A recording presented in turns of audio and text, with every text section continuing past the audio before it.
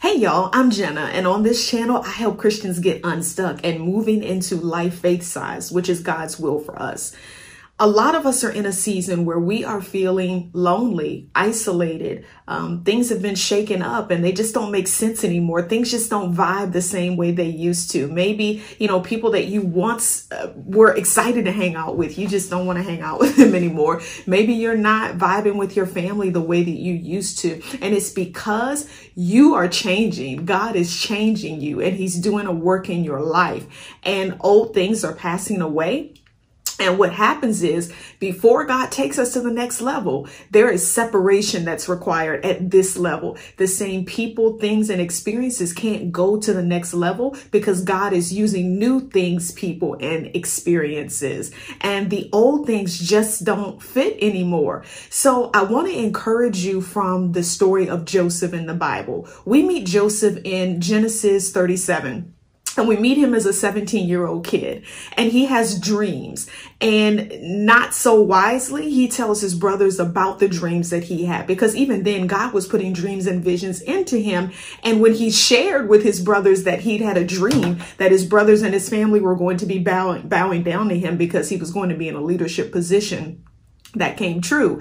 But it wasn't wise for him to share that because it only increased his brother's resentment and jealousy toward him. So fast forward, because his brothers didn't like him, they sold him into slavery. But we see that even in slavery, God was with Joseph because he ended up getting sold to the Pharaoh's assistant, Potiphar.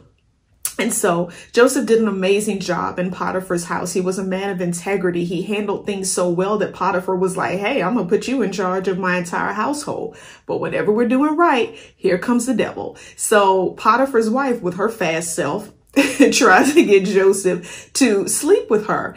And Joseph held fast to his integrity. He said, no, I'm not going to do this thing. My boss has entrusted everything that he owns to me, and I'm not going to betray him by sleeping with his wife.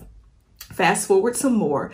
And even though he held fast to his integrity, Joseph still was accused of attempted rape and he was put in prison. But here's the thing, y'all, and many of us are having this experience right now. We're wondering what in the world is happening because I did what was right. And even though I did what was right, maybe people walked away from me. Maybe they accused me of being a goody two-shoes or something that I'm not. And all I'm trying to do is just be out here serving God and doing what he wants me to do. But here's the thing. When you have favor attached to your life, like Joseph did, even in your prison experience, God will give you continued favor. And so what happened was, in prison, Joseph's gift made room for him. Remember, he was a dreamer, and not only did he dream, he was skilled in interpreting dreams. So in prison, he was able to interpret the dreams of two prisoners.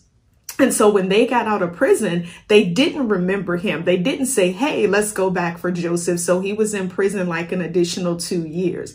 But when they finally remembered him, they communicated to Pharaoh, who'd had a dream that he couldn't interpret. They were like, oh yeah. Joseph, we need to get him because he can interpret your dream.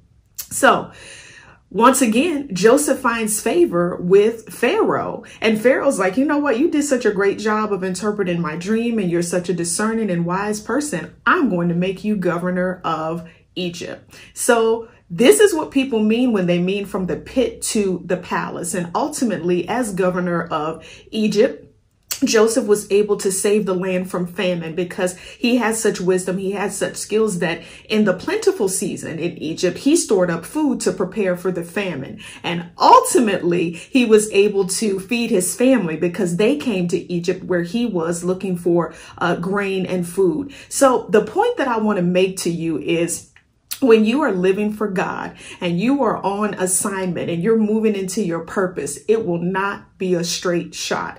If I'm honest, the road will actually be very hard. There will be people who accuse you of things that you didn't do. You will have to hold fast to your integrity even when it's not popular. But ultimately, you are going to get where God wants you to get. And don't sell out. Don't sell out your integrity. Don't allow people to make you think people to make you think, yes, that you're being, too goody two shoes, or you and all that Jesus stuff. The truth is, a lot of people are jealous because they don't feel deeply enough about something that they would live and die for. And as Christians, a lot of times they don't understand our relationship with Christ and how deeply we love him. And the fact that for God we live and for God we do die. So I just want to encourage you that what's happening to you in this season is that you have to be separated from people, places, and things, because God is taking you to another level. It is all going to work out, even though I know it's a long and winding road. Hang in there. It's all going to come together. Separation before elevation.